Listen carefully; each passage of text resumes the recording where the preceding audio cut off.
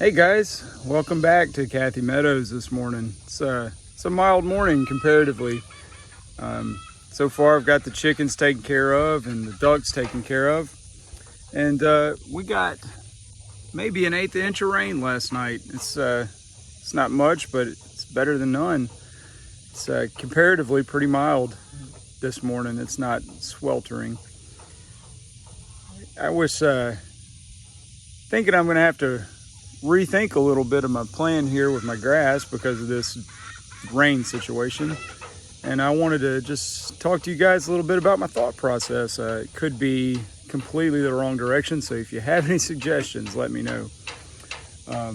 Thank you for our 10 loyal followers, all of which are probably friends and family right now at this point, but hey, spread the word. So I got into this. Chickens were the gateway drug for me.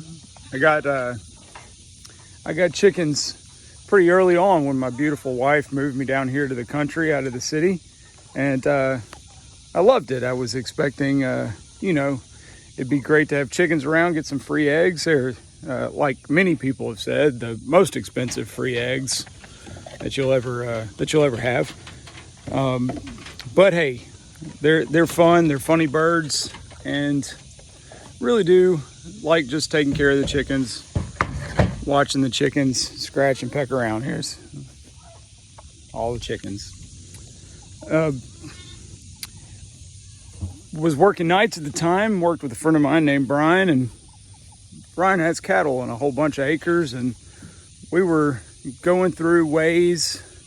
He was talking with me about ways he could increase his cattle production on the land that he's got. And he asked me if I had ever heard of Joel Salatin. If you're at all familiar with regenerative agriculture, you've probably heard his name. He's famous now at this point for the things he's done over there at Polyface Farms, his farm in I believe Virginia. Joel Salatin led me down the YouTube rabbit hole with him, Justin Rhodes, Greg Judy, even Gordon Hazard. It's a completely different type of agriculture, but there was a lot to learn from that guy.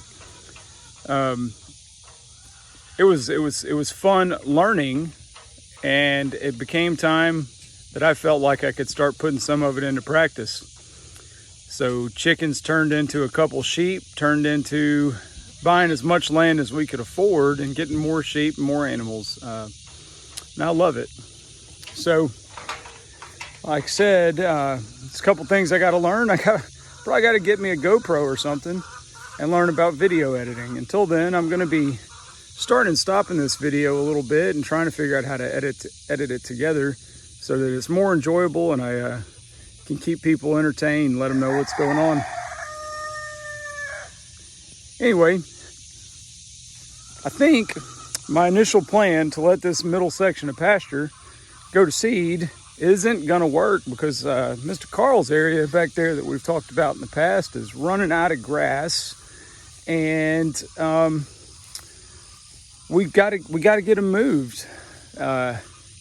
So my understanding of intensively rotating your animal herd flock through your grass is several-fold. Let me just explain to you my understanding of it, and if you have a better understanding of it, or if I'm just wrong, feel free to leave me a comment and explain to me where I've gone wrong. My understanding is the animals will come through and eat the most palatable grass first. They will continually come back day after day, if allowed, to that same palatable grass while leaving the unpalatable weeds.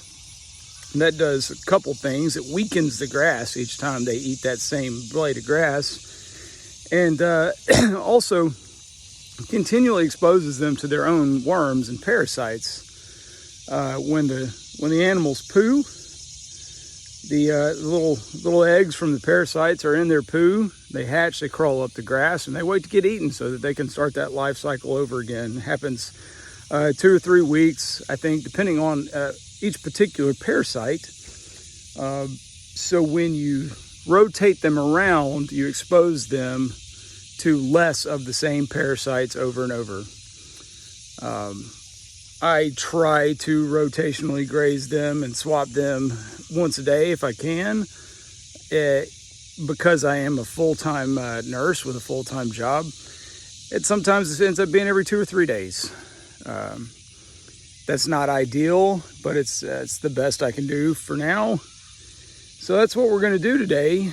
I'm going to pause you here in just a minute and kind of get everything set up. But we are going to be moving our animals from Mr. Carl's pasture today to this middle pasture that I'm going to rotate through and route up to the front. I don't see any other way I can make it through this summer without eating this middle section. Timing's just not going to work out, so bear with me. I'm going to try to learn a little video editing skills. Hopefully it'll turn out okay, and I'll be back with you in just a minute. So I've made it over here to the valley. I'm looking at this grass situation. There's still quite a bit left. I've heard the expression that you should take half and leave half. So I try to do that when I can. Looking here, you can see they've trampled quite a bit of it down. Walking through here, you can see they've eaten a good portion of the palatable grasses. You can come over here to the edge, see that they picked through it. There's manure there, there's manure over there. They've been here. They're going to help fertilize this little section for Mr. Carl. And what we have right here is our electric fence. So what I got to do is roll it up, move it to the new spot. You can pick up all these sticks, the Fiber Tough posts from Premier One. And what I use is these electric wheels from Walmart. The electrical cord reels, bought them at Walmart. That was on a suggestion from Joel Salton. He was explaining to increase your profitability, you gotta cut down on overhead. That seems like it should be common sense, doesn't it? But some of these products made for reeling up electric fence are $50+ and while it would be really nice to have, what I've got is this $10 wheel from Walmart. And while I'm starting off, that's what I can afford, so that's what I use. And by God, it works great for the most part. Can't really complain. So that's what we're doing. We're gonna get this fence up, and then we're gonna move on to the next part.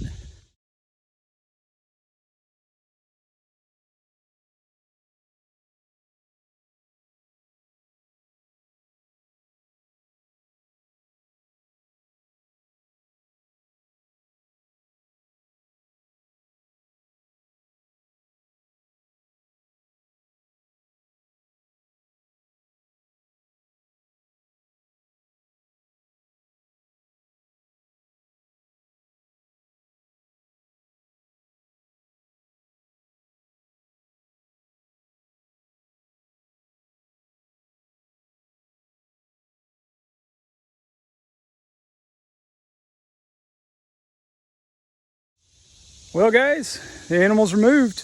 They're happily eating some fresh grass. Some of it went to seed. Some of it did what I wanted to do. Some of it didn't. Some of it's dying in the drought. But hopefully this was the right choice. If it's not, you'll get to see another episode of mistakes I've made. So anyway, if you're still with me, you've watched this rather long video, I truly appreciate it. I hope that I can inspire some other people from the city or that have no farming experience to jump in and try to learn. I've enjoyed every minute of it. That's an exaggeration. I've enjoyed most minutes of it. Some of them have been horrible. Either way, though, if you know anybody that would like to see this, you think it'd be an inspiration to them, please share it. Please leave comments if you want. I'm absolutely willing to learn. I'm sure that some of the professionals out there, if they get a hold of this, will tell me all sorts of mistakes I'm making, things I could do better, and I welcome that, please. please subscribe. That'd be great. I think that's the easiest way that we can get this this information shared, is to like and subscribe and share. So I really appreciate that. It's starting to get hot. I'm gonna go in. I'm gonna get some tea, cool off, and I got some ideas. I'm gonna be back with an episode pretty soon of some more mistakes I've made regarding equipment purchases. So if you're interested in that, stay tuned. Thank you, guys.